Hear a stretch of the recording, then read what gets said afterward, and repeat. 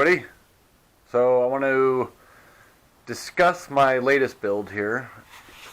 It is the full suspension BBS02 with a 48 volt 12 amp hour battery.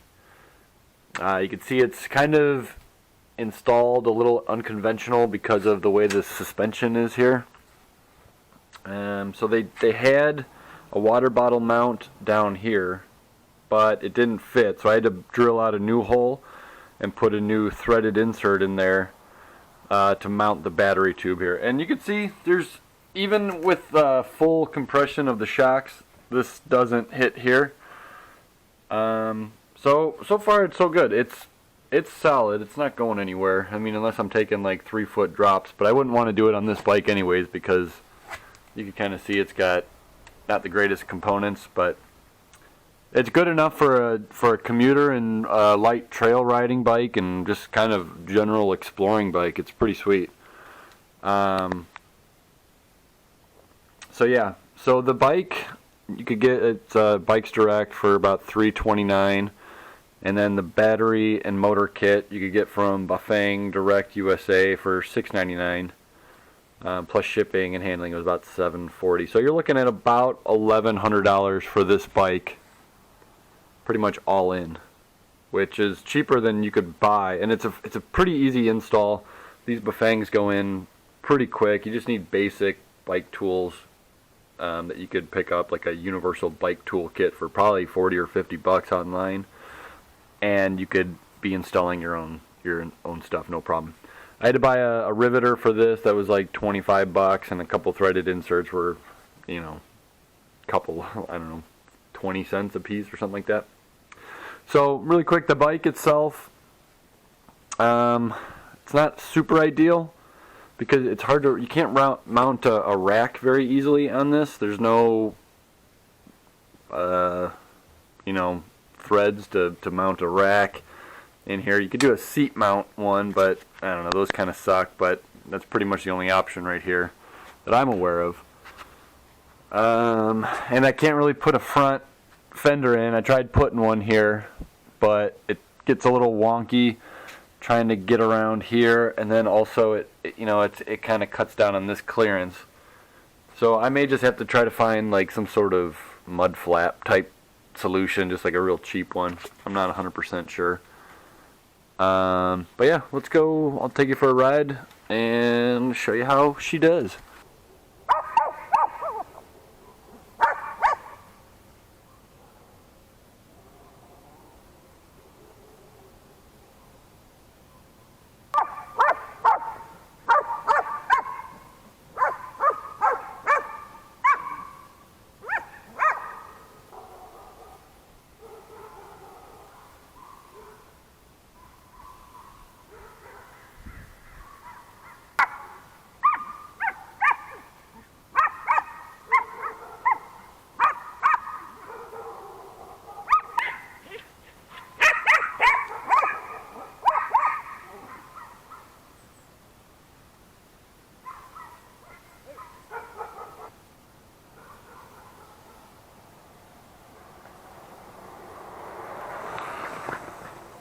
Alright, just back from the ride. I don't know if you could see, but it's soaked. I mean, the grass was really wet that I was going through. Supposedly these are pretty water resistant. I wouldn't say waterproof. I'm not sure if these are. This is the BBS02. I think the HD is more waterproof than this one is, but this one was a really good deal, so I'm a sucker for a deal. So let's see how this holds up to the Pacific Northwest water. This is just a battery powered strap-on and off light that I have. Everything else, this comes with it.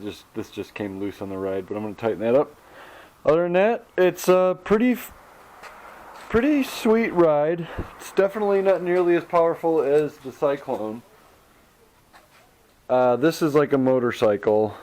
This is like just an upgrade to a bike. It's definitely cool. On the straightaways, it'll do about 30 miles an hour on pavement in the lowest gearing.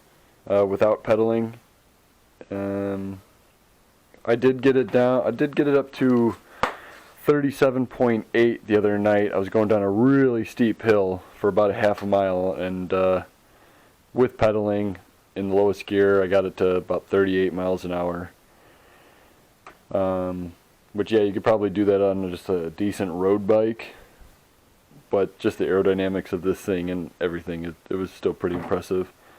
Trying to think. But yeah, I don't know. Ask me any questions you may have. It was a pretty easy build, and I really like this build. It's fun. Obviously, the components kind of suck when you go over like any type of like decent bumps. You hear this thing just clanging when it's rebounding, and it's, you know. But for the price, it was super cheap. So maybe the next one I'll do it. I'll get like a nice bike. I won't cheap out, and I'll get like a real nice, like $1,000 bike, and then pop one of these on. So we'll see.